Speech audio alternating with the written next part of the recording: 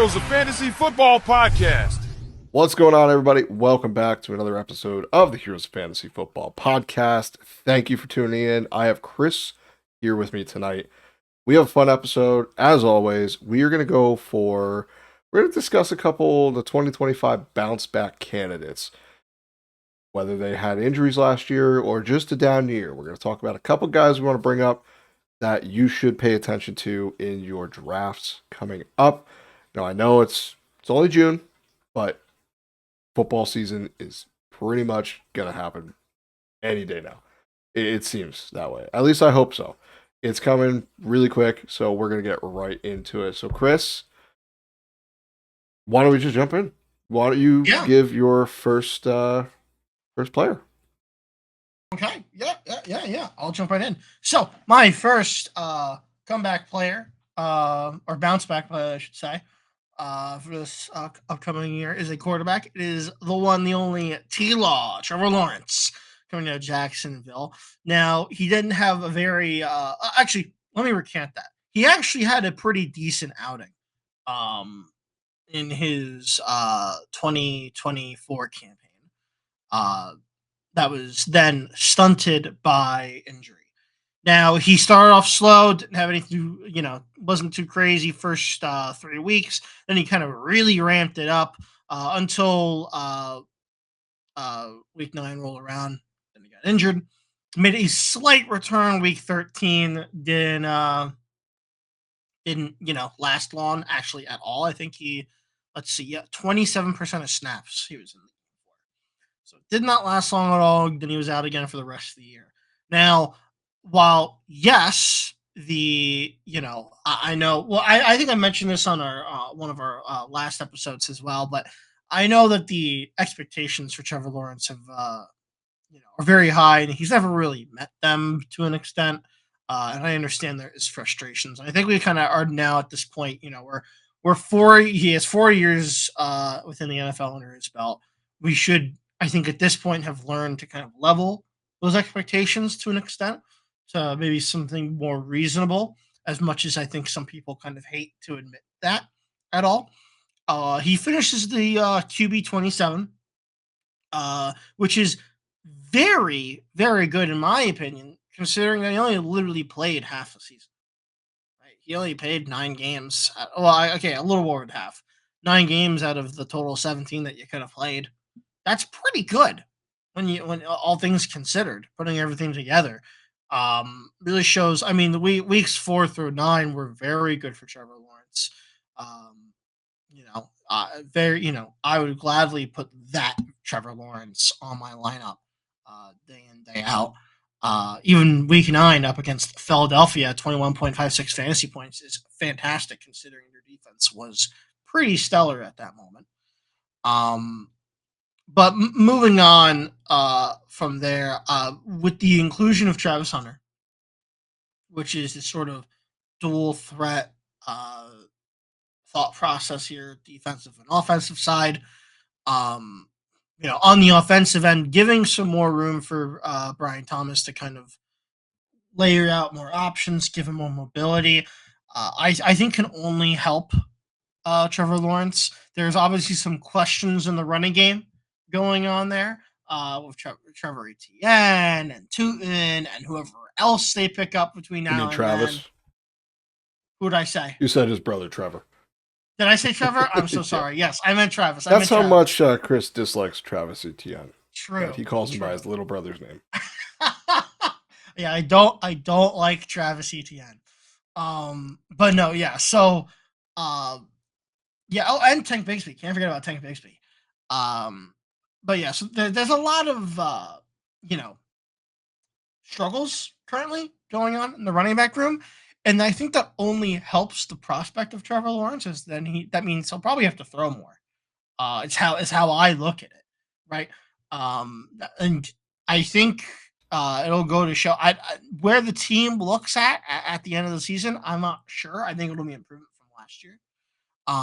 As long as he can stay healthy, I view Trevor Lawrence as at least a top 16 quarterback, which in my opinion definitely gets the stamp of approval for a bounce back candidate here as he finished 27th. And I think we can kind of expect to see a top 16 finishes like okay. I think top 10 breaking in, maybe like 9 or 8 is probably about the ceiling that he'll probably get. In my personal opinion, which I would still, I mean, I'd be ecstatic if we got there. But yeah, so that's my first bounce back candidate, Trevor Lawrence. I like it. I mean, that offense should be different. New head coach coming over from Tampa, so we'll kind of see how it goes. He's already a fun head coach with a couple headlines and some fun videos, but we'll see how that rolls. My guy's also quarterback. My first one is going to be Jordan Love. Now, right now, according to Fantasy Pros ADP, which it ain't going to stick a lot of the ADPs for players because like it's June, so take this kind of with a grain of salt. But Jordan Love right now is going in the 10th round as the QB 16. That shouldn't be. He's going to be That someone is that's pretty going to crazy. he's going to be someone that's going to rise pretty quickly, especially when we start getting news that Matthew Golden is stepping up, and the health or whatever you call it at this point with Christian Watson. But I mean, they have a bunch of pass catchers that you like. Both tight ends, Luke Musgrave, Tucker Kraft. You still have Jaden Reed, Romeo Dobbs, Dontavian Wicks, the Candleman himself. So there's a lot of guys there. And Josh Jacobs also catches passes out of the backfield. So in that case, Jordan Love being this late in drafts, it just doesn't make any sense to me.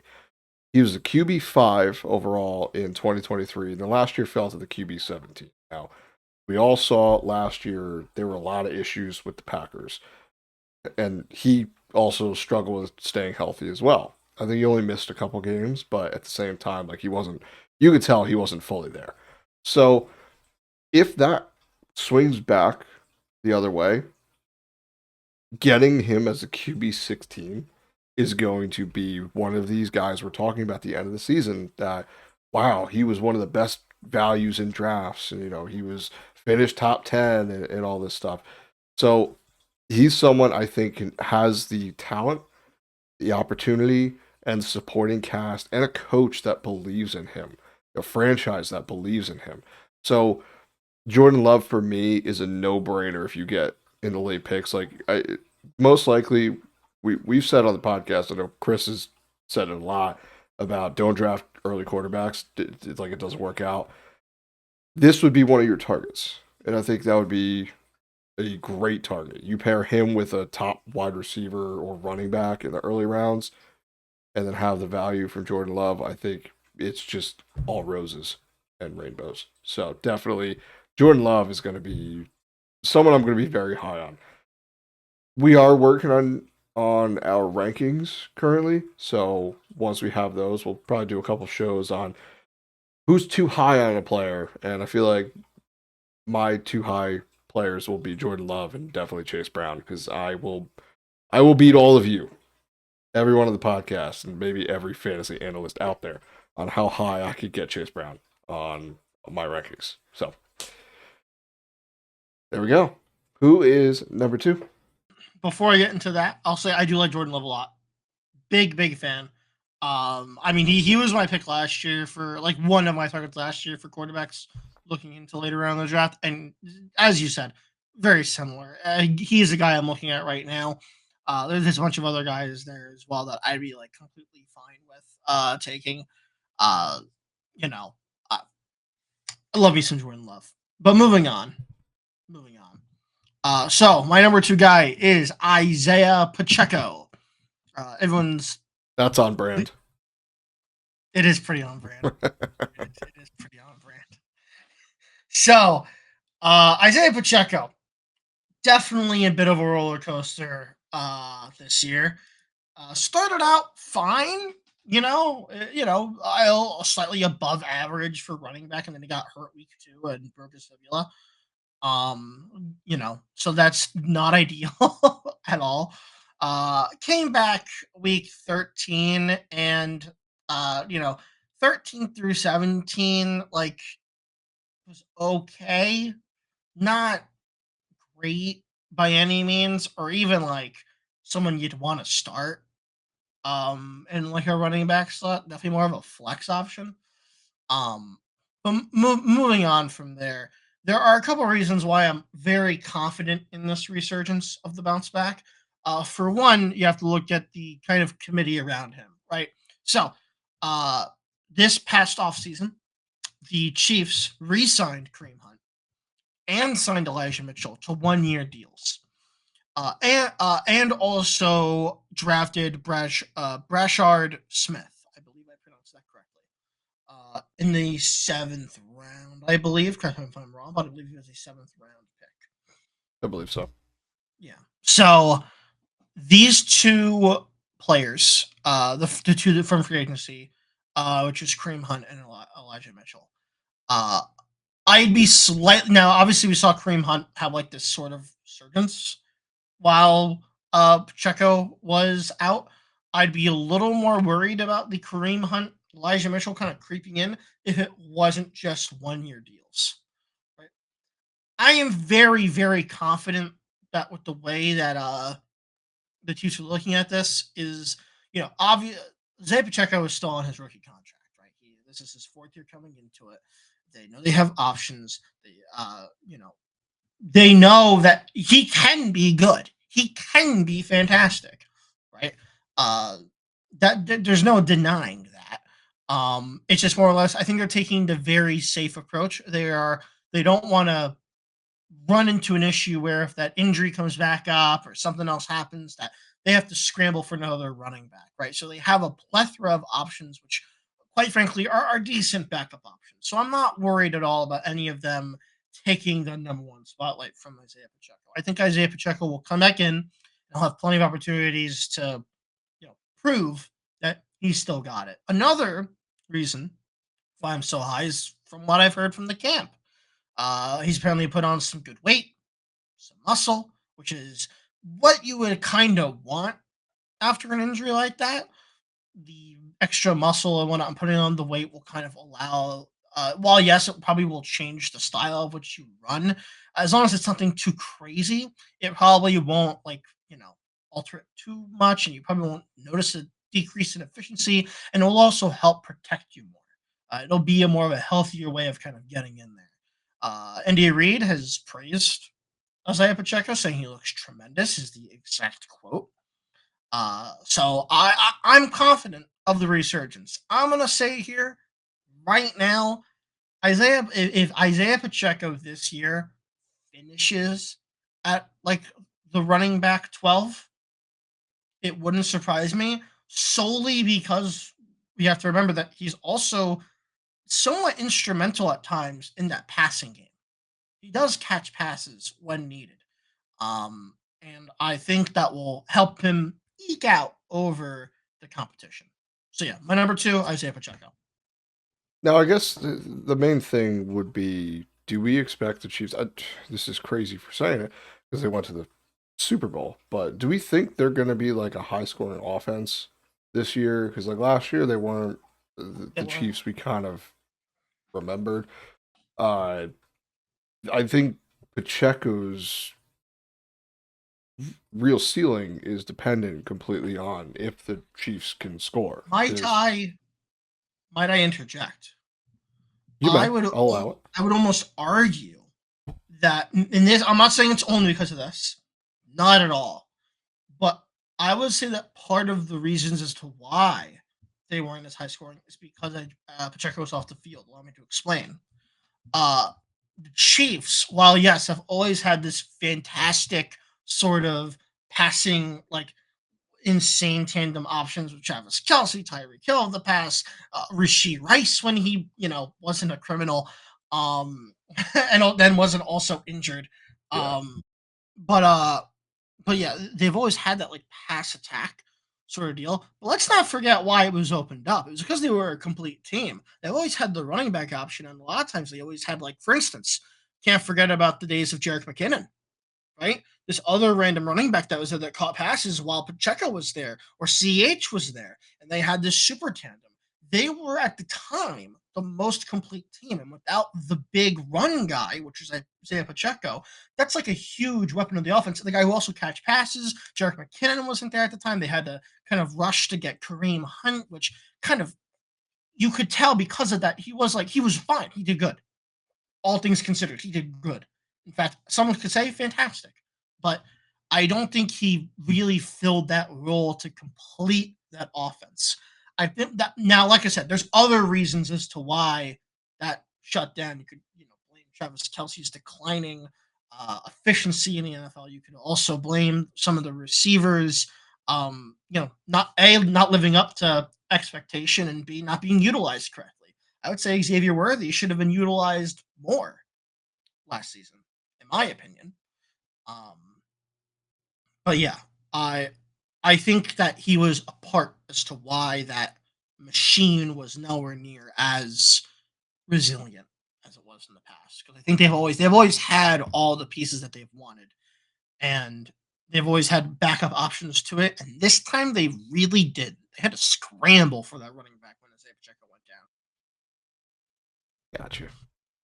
All right, so my next player, and this is going to be kind of a scary one because there's a couple things that could happen here. But I think we're being way too low on Tyreek Hill. So right now is the third round pick in half PPR leagues as the wide receiver 18. This is 100% dependent on is Tua healthy, which is a big if at this point. There's no ifs, ands, or buts about it. So, when he's been healthy, him and Tyreek Hill have been awesome together. Last year, with the revolving door at insert random name at QB here, it was his lowest target total since 2019. And in that season, he only played 12 games. So, it's been a bit since he's had a season that low. And I don't think he's really been slowing down as much. He's still faster than probably 99.9% of the people that step foot on the football field. But he just didn't have the yardage last year. It was terrible. I had him. I drafted him at the 101 in our redraft league. And then when CMC went down... Dude, I forgot you did that. Whew, I was like, whew, I got it. I missed it. I didn't have to worry about it. I dodged a bullet. And then Tua went down. And that was the end of my season right about there. So, I feel your pain. He burned a lot of people last year, but you can't hold that against him too much because the Dolphins were abysmal. There was a reason Devon Achane led the entire league in running back targets and running back receiving touchdowns because it was just snap, pass the ball to him. Snap, pass the ball to him, and he did things. All right, that was it. There was no room down the field to allow the play to develop, to get Tyreek Hill down the field, to get it to him. And even when that did happen, they were throwing moon balls to no one because, it was Tim Boyle back there at quarterback. And we don't even need to say the other guys because you probably forgot who they are. Rightfully so. But if Tua is okay, which I'm hoping he's good, getting Tyreek Hill at the third round, like that should scream value to you. Even if Tua plays 70% of games, that's worth it. If he plays 60% of games, that's worth it. It's a third round pick. The wide receiver 18 off the board. Come on. Like Tyreek Hill is still good at football. He still threatens everybody that he steps foot on. To do things. I mean, the guys that are going around him, Devontae Adams, which, yeah, okay, Devontae Adams is pretty good. Rashee Rice, he's injured. We know that. And Garrett he'll probably Wilson, get suspended. Yeah.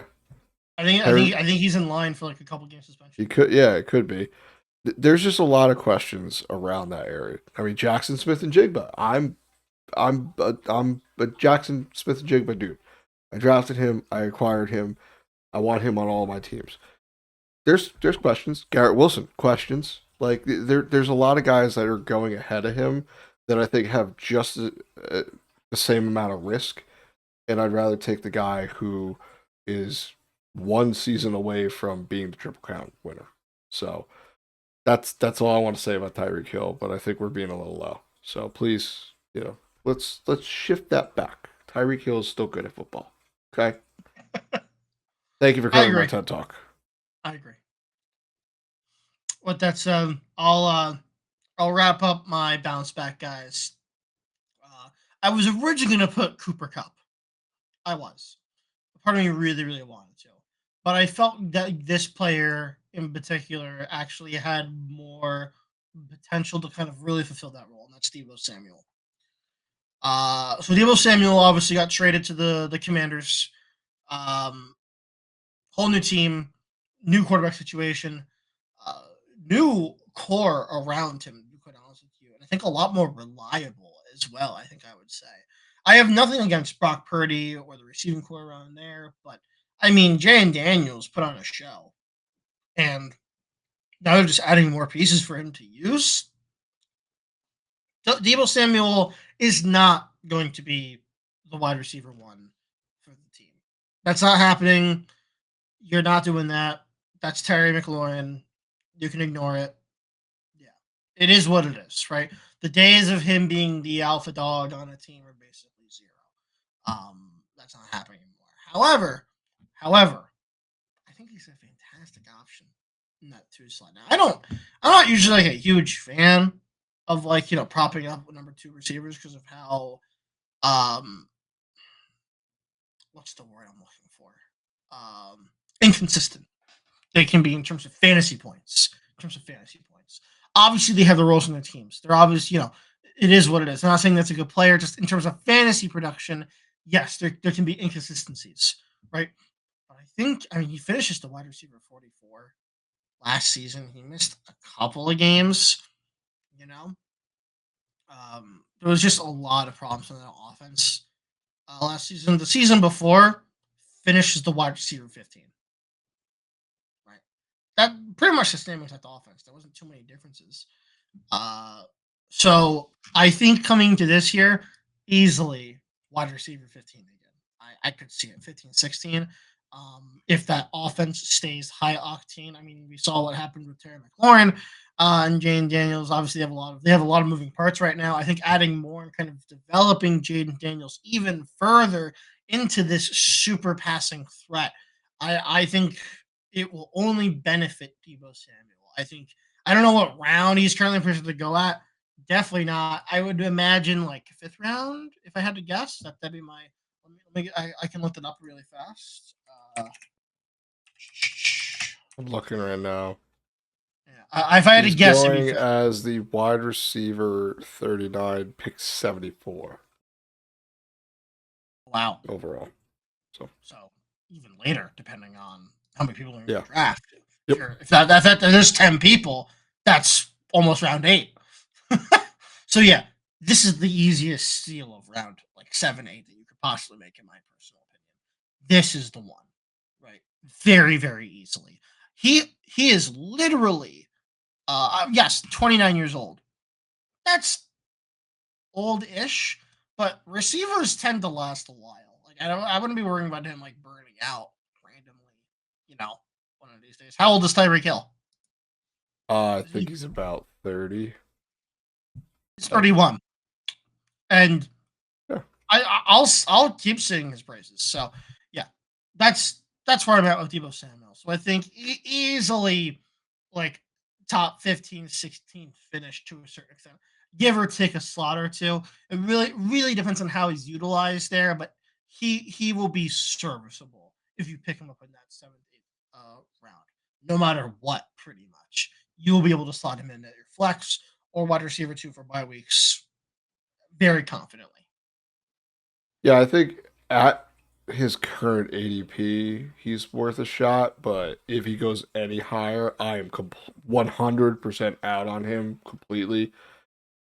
But I just want to clarify something here because I've taken a lot of flack over a couple of years since we've been doing this about a take something about you how you just kind of said. So I just want to kind of make sure you understand we're simpatico now. It's okay to have NFL wide receiver twos for fantasy because they're very good, right? You said it. I'm just I'm So not let putting me words in your mouth. I'm let just me no, you allow said me it. to say You this. can't take it back It now. is okay to have wide receiver twos. It is not okay to have only wide receiver twos and then only one wide receiver one, and then eventually get lucky enough that they would trade away DK Metcalf and your other wide receiver twos became wide receiver ones over time, and it just kind of happened to work out that way, right? That's I'm just fine. pointing out It worked you out for you. said it. I'm saying one is fine. I wouldn't call a championship worthy team multiple wide receiver twos, but like if you have like one, maybe two, that's fine. I was one That's Jonathan Taylor touchdown away from winning the whole league with my group of wide receiver twos. So I don't want to hear it. All right. my guy. So what? Jalen Waddle, wide receiver two. T. Higgins, wide receiver two. JSN at the time, wide I receiver don't two. have Waddle. I got rid of Waddle.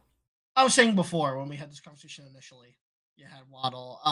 Did you have one more guy besides I Amon never Ra? had Waddle. I wanted to get Waddle. He I thought was the you guy I had was high Waddle. on last year. Whoopsies. Who the hell's on your team? Hold on. T. Higgins, Chris Olave, Amon-Ra St. Brown, JSN, Calvin Ridley. Oh, I mean, Yeah. I remember So, you were decently yeah, high on Calvin Ridley. I I do was. remember this. He's good at football. It's just He is. No, no, no. I don't blame you. I doesn't don't have a blame you. quarterback.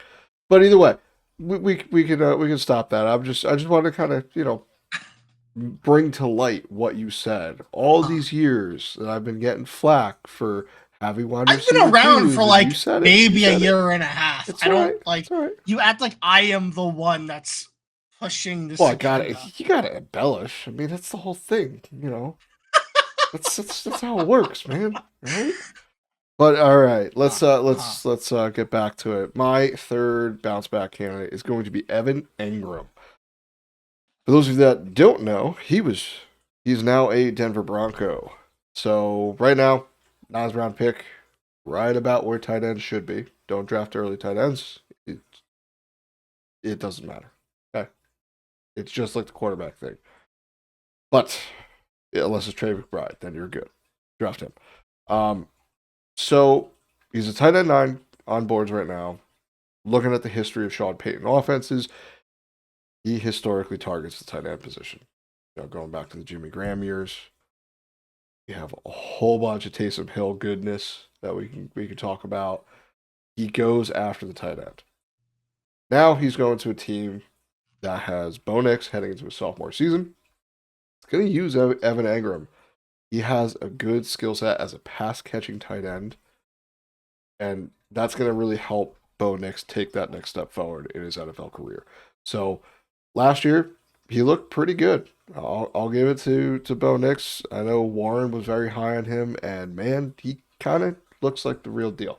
So we'll have to see how this year goes. They did a lot.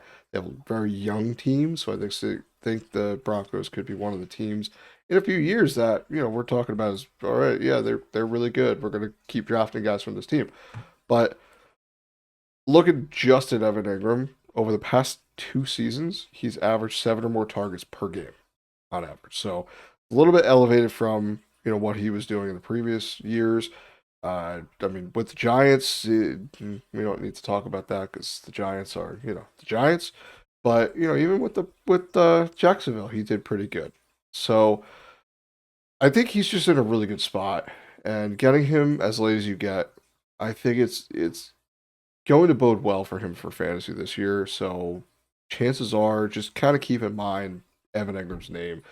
There's a chance he might move up in boards a little bit. Once we get the news that Bo Nix is completing every pass and doing great on drills, and the pass catchers are doing whatever, and I think Evan Engram's going to shift up slightly. Like I can see him go up to, closer to the tight end 7 maybe. I mean, he's not going to overtake any of the big names this year, but I think he's going to be a good value tight end. So I'm excited to see where I, slot him into my rankings because maybe I'll do like another show on how my thought process works for rankings. Just getting into my brain because there's a lot of things rattling around up here. So gets you a little insight into it. Richardson, wide receiver 2. Yeah, Anthony Richardson, man, injured again. That's gonna be probably one of my misses, but we'll see. But yeah, I mean, going back to Evan Engram, I really like this landing spot. I think he's in a good position to just succeed, and having all the things around him, it's just going to bode well for his fantasy production this year. I would not be surprised if he finishes top 5 at the tight end position for fantasy this year. I agree. I like Ingram spot. I I mean he's been proficient as a player for like ever since he got on to the Jaguars. Um, like you said, we're gonna ignore the Giants stint. Um, but yeah, no, I like it a lot. Yeah. Only the person in our dynasty league that had him made trades, because he doesn't trade for anything. So might take a little schmoozing to get him on my roster, but we'll see. But that wraps things up for us. But before we go, thank you everyone for tuning in. We have an announcement. We did it in the last show, but just in case, we now have a website. So I will put that on the screen below. Go check that out. We are going to be putting our rankings there. You have our contact information there. There's some dynasty articles that I wrote that are posted on the website as well.